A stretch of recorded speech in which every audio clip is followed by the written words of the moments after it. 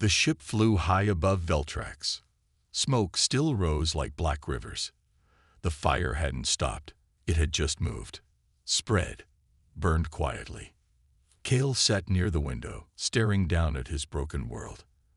His hands were still shaking. His mind kept returning to the man. Ashwalker. Who was he, really? Why did the fire seem to fear him?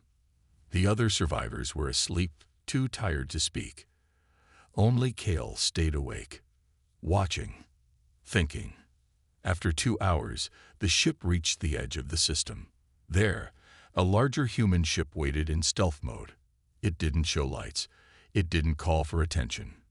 It wasn't a rescue ship. It wasn't even official. It was something else. The small shuttle docked. As the survivors stepped inside, Kale noticed something strange. Everyone on this ship looked different. Quiet. Focused. No names on their suits. No smiles. But all of them looked at Ashwalker with something close to fear. A tall woman greeted them. Her face was scared. She nodded to Ashwalker. "You brought more than expected." He said only one word. "Fireborn." The woman's face went pale. One survived. He held out the stone shard. She took it with shaking hands. Kale watched them. He couldn't stay silent anymore. "What is a fireborn?" The woman turned to him. "You weren't supposed to see it." "I did see it," Kale said. "It nearly killed us." She looked at Ashwalker. He gave her a small nod. She sighed. "Come with me." She led Kale into a dark room with a large screen. She tapped the controls. An image appeared. Fire creatures, larger than ships, crawling through cities on different worlds. Old footage. Grainy. Thousands of years ago, she began, a species called the Krexel opened a path to another place. A place they weren't ready for. They woke up something ancient. Something that doesn't belong in our galaxy. She pointed to the screen. "That thing you saw, it wasn't fire. It was a creature made of fire. It doesn't burn for fuel. It burns for memory. For life."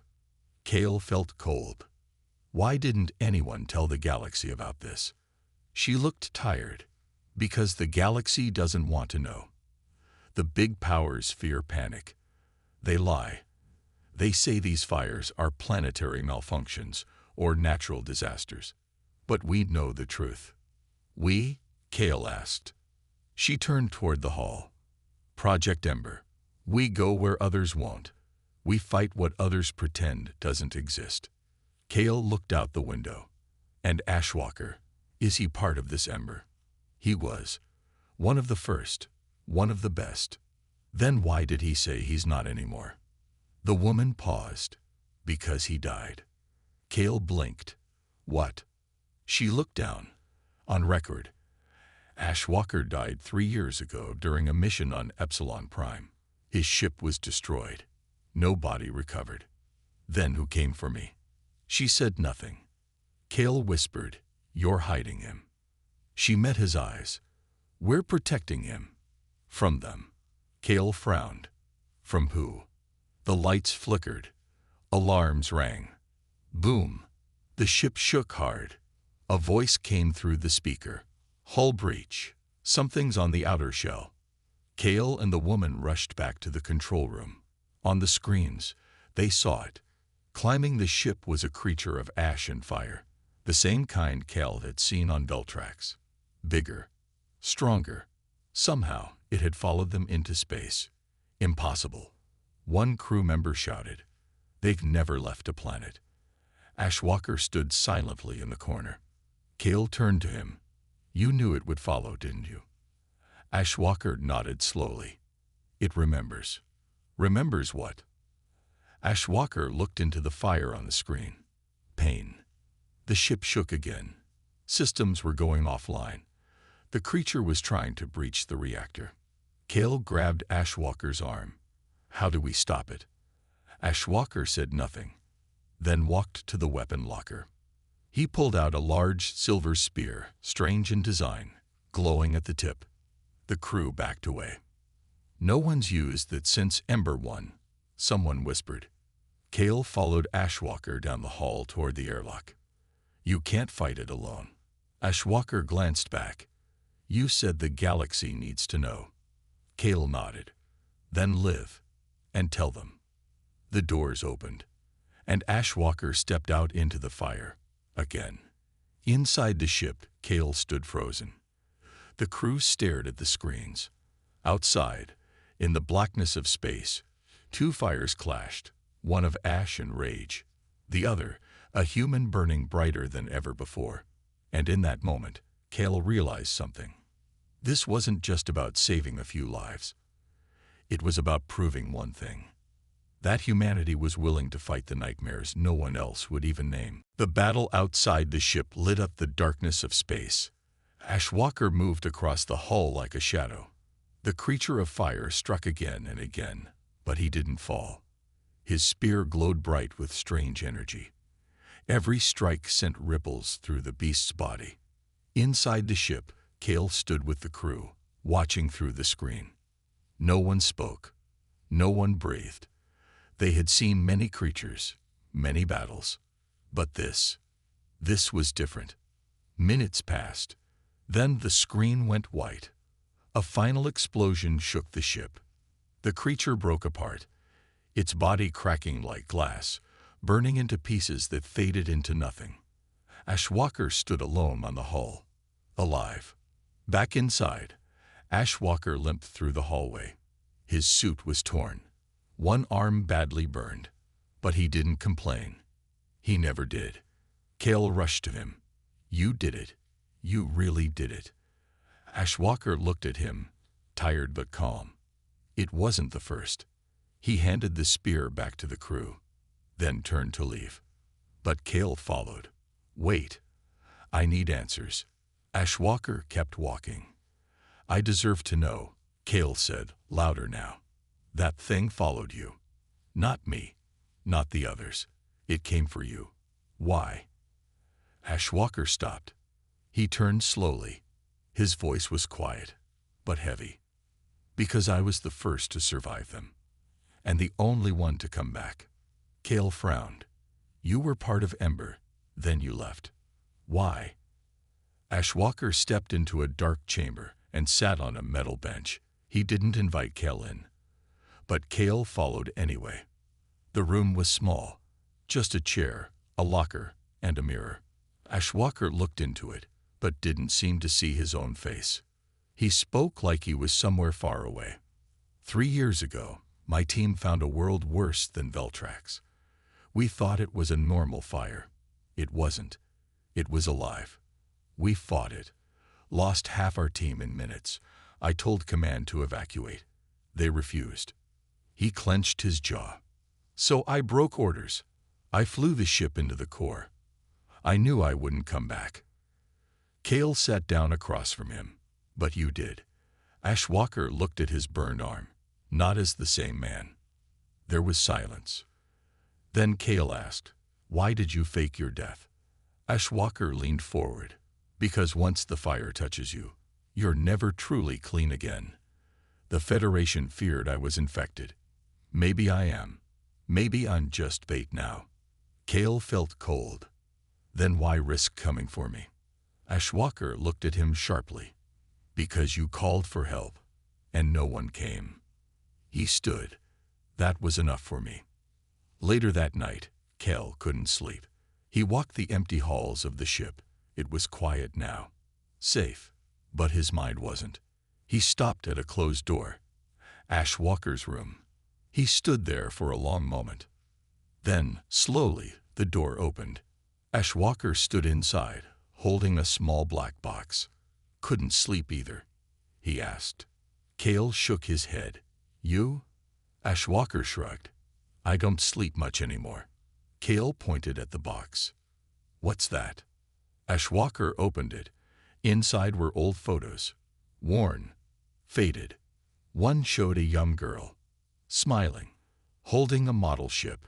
Kale looked at it. Your family. Ashwalker nodded once. She was my daughter. Kale blinked. Was. Ashwalker sat down. She died in a fire. Not one of these creatures. Just a real, normal fire. On a normal colony. I wasn't there. His voice broke for the first time. I was out saving strangers, and I couldn't even save her. Cale didn't know what to say. Ashwalker closed the box. That's why I don't care about orders anymore, or medals, or missions. He looked at Cale. I care about voices. When someone calls for help, and no one comes, that's how you lose your soul. The next morning, the ship reached a neutral station, outside any official borders. The crew prepared to drop off the survivors. Ashwalker stayed behind the glass, watching. Cale walked up to the window. You're not coming with us. Ashwalker shook his head. Not yet. There's more fire out there. Cale nodded slowly. Will I ever see you again? Ashwalker didn't smile, but his eyes softened. Only if you're in the fire. As Cale stepped off the ship, he looked back one last time. And for the first time, he didn't see a ghost, or a warrior, or a legend. He saw a man, broken, burned, but still walking forward, still carrying the weight of those no one else remembered. Ashwalker, the man who had nothing left to lose, except his promise. Cale's boots hit the cold metal of the station's docking bay. The survivors, still shaken from their ordeal, were led to a secure room. But Cale couldn't shake the feeling that something was still wrong. He turned back to the ship one last time. Ashwalker's ship had already begun to fade into the distance, swallowed by the black of space. Would he ever see him again? Days passed. The crew was settled into the station's small, quiet quarters. The wreckage of Veltrax felt far away. But the question Cale couldn't stop asking was still there. Who was Ashwalker, really? He'd seen the scars, the burned arm. But there was something deeper. The way Ashwalker had looked at the fire, the way his eyes seemed haunted. Cale knew he wasn't just fighting creatures. He was fighting something far more dangerous inside. Cale tried to move on. He had a mission of his own now, delivering the survivors to safety, making sure their stories were heard.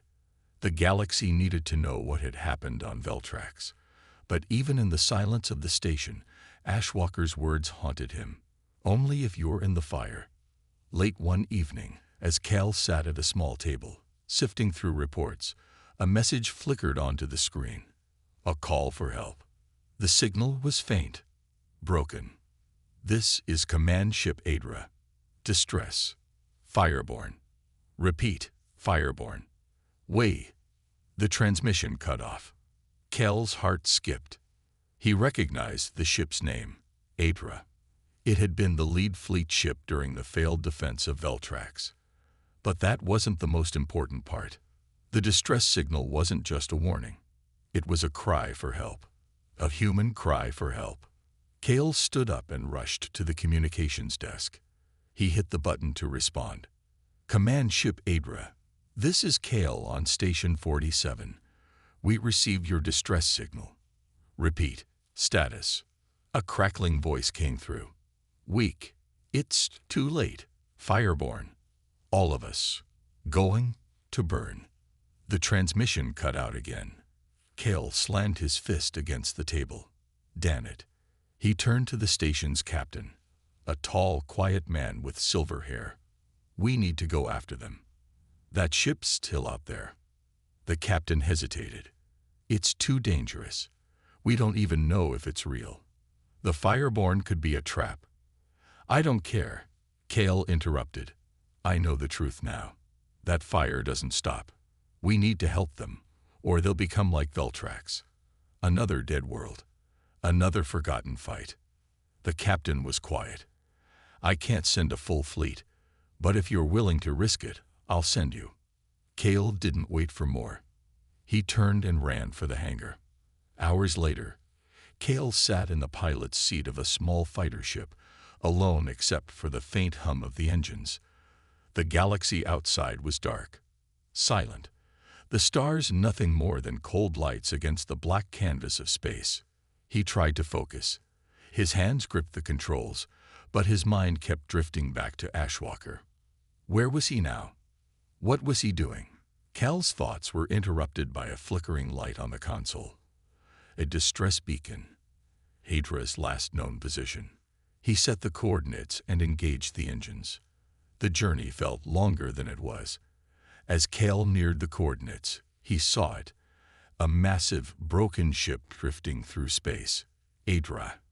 Its hull was cracked. The engines were dead. But there was something more.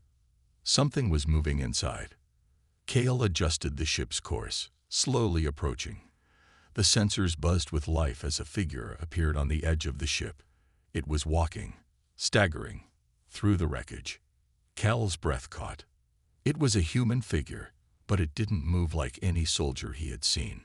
It moved with purpose, with strength, but it was also haunted, like a ghost walking through fire. Cal pulled the fighter in closer and opened a communications line. Hydra, this is Cal. Do you read? The sky was red. Not because of sunset, but because Veltrax was burning. Buildings fell like paper. Smoke covered the stars. Screams filled the air. Cal ran through the broken streets, his lungs filled with ash. Around him, his people cried for help. But no one came. Not from the Federation. Not from the Alliance.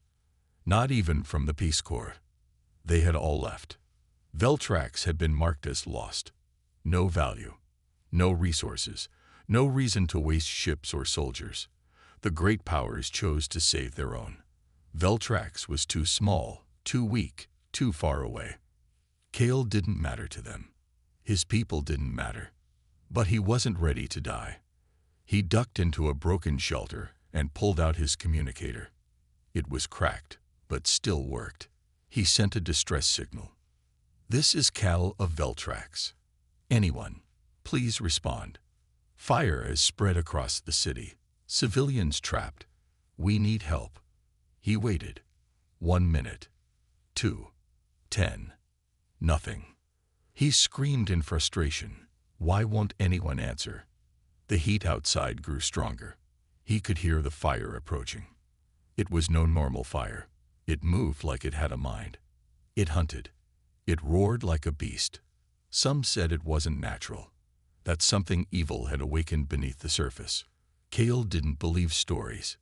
He believed in facts. But now, he wasn't sure. He sent the signal again. His hands shook. Suddenly, a beep. Then a voice. Rough. Calm. Human. Hold your position. I'm coming. Cal froze. He checked the signal. A human ship. No military code. No name. Just one line. Ash 17. Cal tried to respond. Wait. Who are you? Why are you coming back? No answer. Just silence. And then, a distant roar in the sky. He rushed outside and looked up. Among the thousands of ships flying away, one small ship was flying the wrong direction. Toward the fire. Toward him. The ship entered the atmosphere like a blade cutting the clouds. Black hull. No markings. It shook the ground as it landed nearby. The ramp lowered slowly. Cal expected a soldier. What he saw was a man in a dark suit. No armor, no badge, no flag. The human walked through smoke like he'd done it 1,000 times. Flames danced near him, but didn't touch him. He moved with calm steps, scanning the area. Cal ran toward him, shouting, "You're real. Why did you come? No one else did." The human looked at him. His eyes were dark and tired. "I heard your voice." That was all he said. Cal pointed to the east. "There are more people, my sister, my neighbors, trapped under the school building." The man didn't hesitate. "Show me."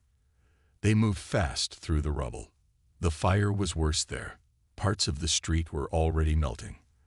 The heat made it hard to breathe. Cal's mind screamed for him to stop. But the human didn't slow down. Then, a sound. Not fire. Not falling buildings. Something alive. A deep growl that shook the ground. Cal froze. What was that? The human stepped in front of him. "We're not alone." The ground cracked open nearby. From the smoke, something crawled out. Huge, burning, crawling with ash. It had no eyes, just heat and hate. It screamed with a voice that made Cale fall to his knees. The human didn't move. Cale shouted, "We have to run." That's what killed the rescue teams. The human opened a pouch on his belt, took out a silver stick, some kind of weapon. He looked back at Cale and said one word, "Run." Cale stared at him. "You'll die." The human stepped forward. "I've been dying for years." Then he ran straight into the fire, into the monster. Cale couldn't believe his eyes. The human moved like he belonged there, inside the flames, striking the beast, drawing it away from the trapped survivors.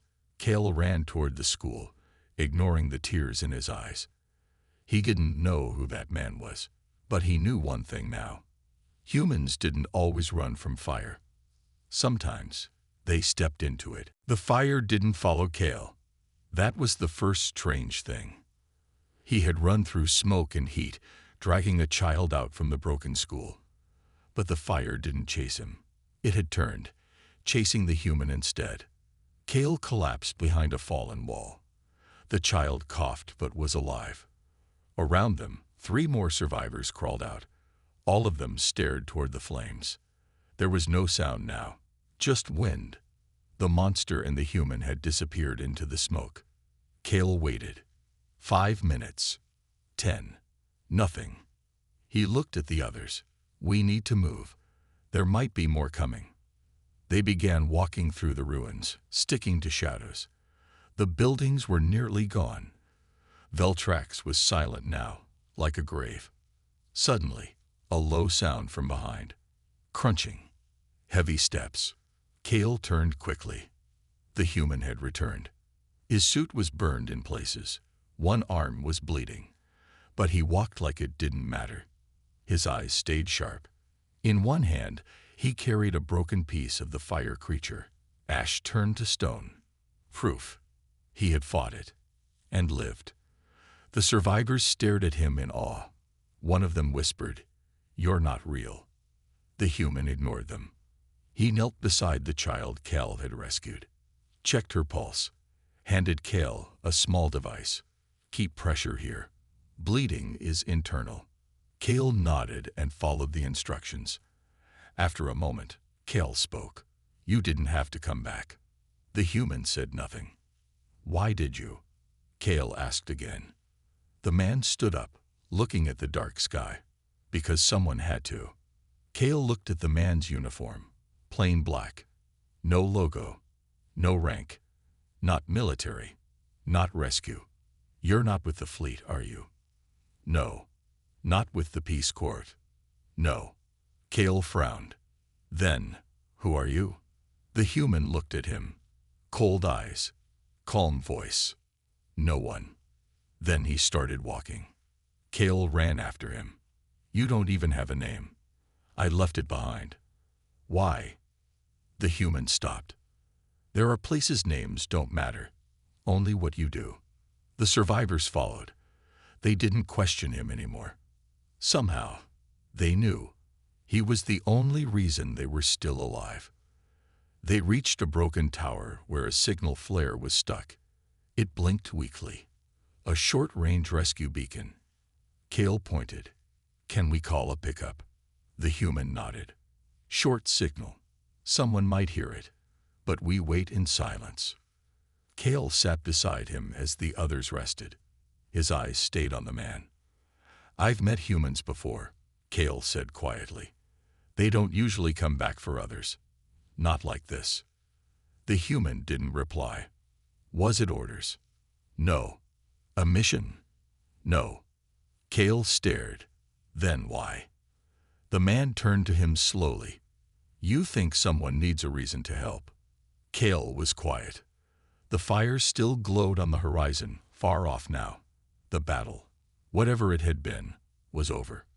But the ground still felt hot. The air heavy. Something had changed. The human's presence had changed it. Cale looked down at the stone fragment the man carried, part of the creature. "What was that thing?" he asked. The human didn't look at it. "A test," Cal's voice dropped. Test. Of what? Of who still cares. An hour passed. Then, a new sound. Engines. Cal stood and looked up. A small ship was landing. Human make. Fast and quiet.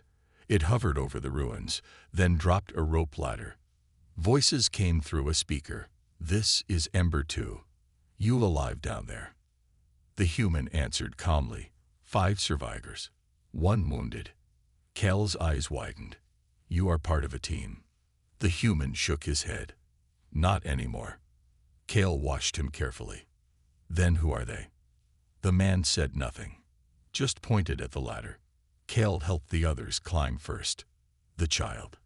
The old woman. 2 young workers. Then Cal. As the human reached the ladder, Cal grabbed his arm. I need to know your name. The man paused.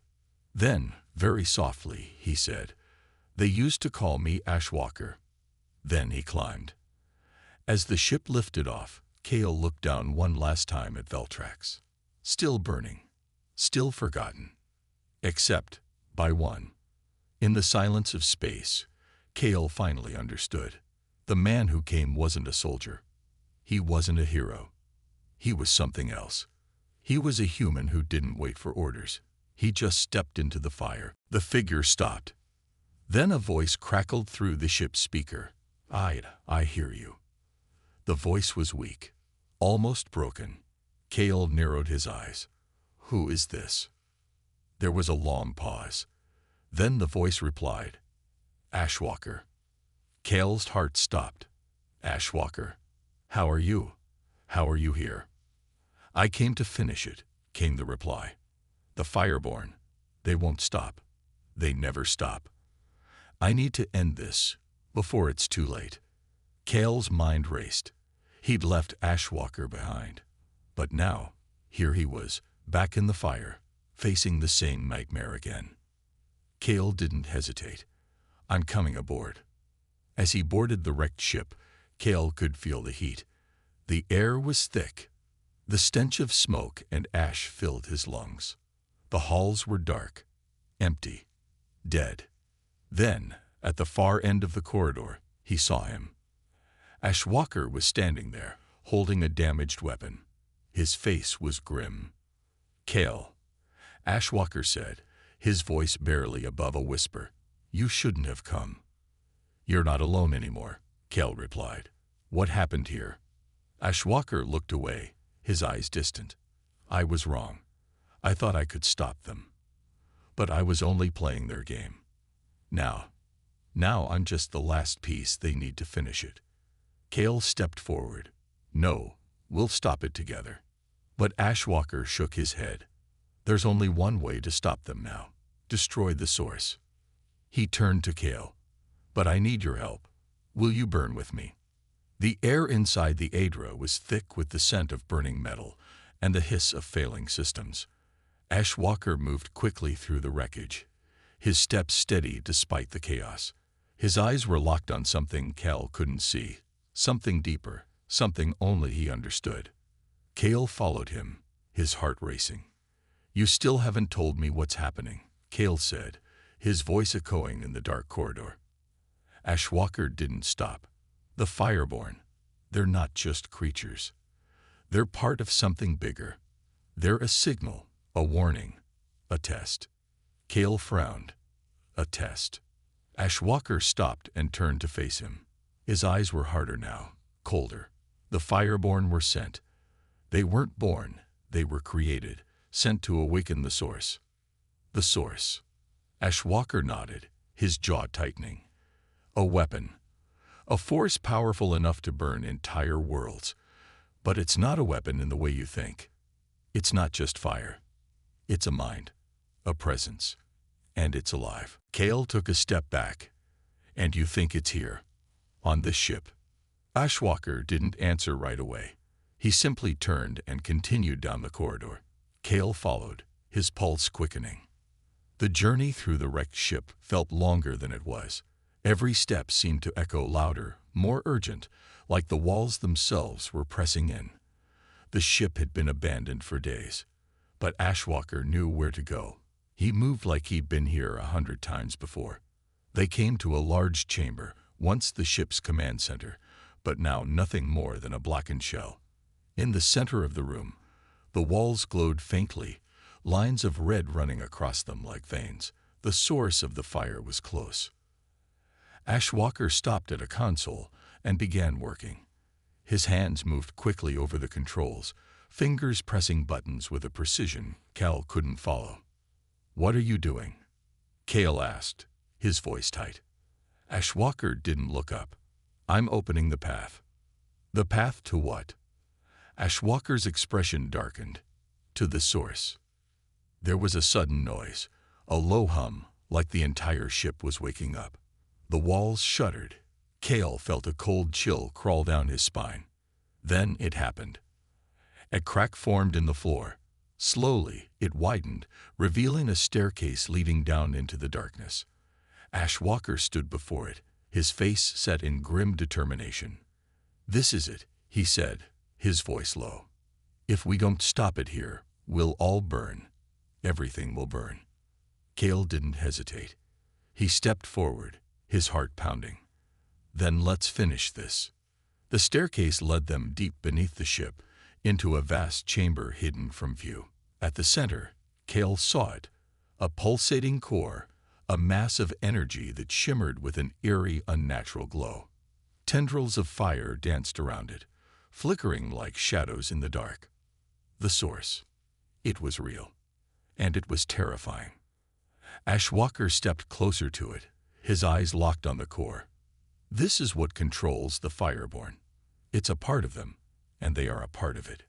Cale could feel the heat growing stronger. The fire in the room seemed to feed off his fear, burning brighter the closer they got to the core. "I thought you said we had to destroy it," Cale said, his voice barely above a whisper. "How?" Ashwalker turned to him, his face dark with resolve. "There's only one way."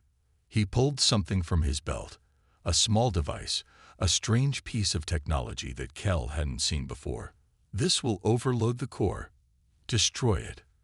But it's a one-way trip." Cale frowned. "What do you mean?" Ashwalker's eyes were distant again, like he was already somewhere else. "I mean, I can't survive it. Neither can the ship." Cale's heart sank. "You? What? You're sacrificing yourself." Ashwalker nodded. "There's no other way. I'm already marked. It won't stop with me. The Fireborn will just find another. But if I overload the source, if I burn it all down, maybe we'll have a chance." Cale stepped forward, his fists clenched. "I'm not letting you do this. You don't have to die." Ashwalker's face softened, just for a moment. "I've already died once, Cale. This is the only way to save everyone else." Cale didn't know what to say. He couldn't imagine the pain Ashwalker had been carrying, the weight of losing everything. But this was too much. "Ashwalker, please," Cale pleaded. "There's another way. We can figure it out. We don't have to end it like this." Ashwalker shook his head. "The fire is coming for you too. It doesn't care about you or me. It's here to burn it all." He stepped closer to the core. "It will come for your world next, unless you stop it." Cale's mind raced. But there was no time. The fire was already spreading, the heat rising. Ashwalker pressed the device into Cale's hands. "You have to do this. I've already burned." Cale stood frozen for a moment. The fire burned around him, the room growing hotter, more unbearable. The source was alive, pulsing with energy. Finally, Cale closed his eyes. He gripped the device tightly and activated it. There was a moment of silence. Then, boom. The entire chamber erupted in a brilliant flash of light. Cale felt the force of the explosion throw him backward. The ship shook. The walls cracked. And then, just as quickly as it began, it was over. Cale lay on the ground, his body scorched, his mind reeling. But the fire was gone. The source was gone. And the galaxy was safe, for now. As Cale lay there, Gasping for breath, he thought about Ashwalker, the man who had burned himself to stop the fire. He wasn't just a soldier. He wasn't just a weapon. He was a hero. The ship was silent now. Cale lay on the cold floor of the chamber, the once thrumming core now a lifeless husk. The fire was gone. The heat that had nearly consumed everything had vanished. All that remained was a blackened ruin and the faint hum of damaged systems. He could barely move, but he forced himself to stand. The explosion had thrown him back, but he had lived. The fire, the source, it was all gone. But Ashwalker, he was gone too. Cale limped toward the center of the chamber, where the remnants of the source had once pulsed with an unnatural glow. Now it was nothing more than a pile of shattered debris. And yet, as Cale stepped closer, he felt it. Something was still there. A presence. He reached out, his hand trembling. He was not sure if it was the remnants of the fire still hanging in the air or something more, but it was real. A memory, a lingering echo of Ashwalker. Cale closed his eyes for a moment. A warrior who burned for the galaxy. The station had picked up the explosion. A recovery team was already en route, sending ships to check on the wreckage. But Cale didn't wait for them. He had no time for rescue. The Fireborn were gone, but their legacy remained, a reminder that the galaxy wasn't safe. Not yet. He made his way back to the hangar, where his fighter ship waited. He had to return to the station. There were survivors to care for, a story to tell.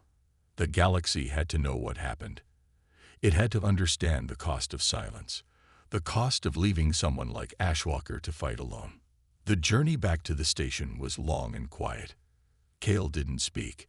His mind was heavy with the memory of Ashwalker's last words, the sacrifice. When he landed, the crew was already waiting for him. They saw the burns on his skin, the exhaustion in his eyes. They didn't ask what had happened. They didn't need to. But Cale knew he would never forget the man who had fought, who had burned, so they could live, so they could have a future. The survivors from Veltrax were safe. The stories they had to tell were chilling, but Cale was glad they would be shared. The galaxy had to know. But for Cale, the journey was far from over. He walked through the station's hallways, past those who had never seen the fire, who had never faced the impossible. They lived in peace, but Cale knew better. Peace was fragile. He stopped in front of a small memorial. A name was carved into the stone. Ashwalker. The name of a man who had never given up, who had fought until the very end. A name that would be remembered for the battle he fought in silence, for the sacrifice that saved so many. Later that night, Cale stood on the observation deck, looking out into the vastness of space. The stars were peaceful now, quiet. But the fire was still out there somewhere, waiting. He knew he couldn't stop it alone. But the galaxy had him now. They would remember the price of that fire. And maybe, just maybe, they would rise up when it came again. The flame was out, but the battle wasn't over. As Cale turned to leave the deck, he saw a ship passing in the distance. It was small, moving fast. The lights of the station flickered against its hull, but there was something familiar about it. The ship moved in and out of view, disappearing into the darkness of space. It was just a shadow, but Cale smiled. Maybe Ashwalker hadn't been the last to carry the fire.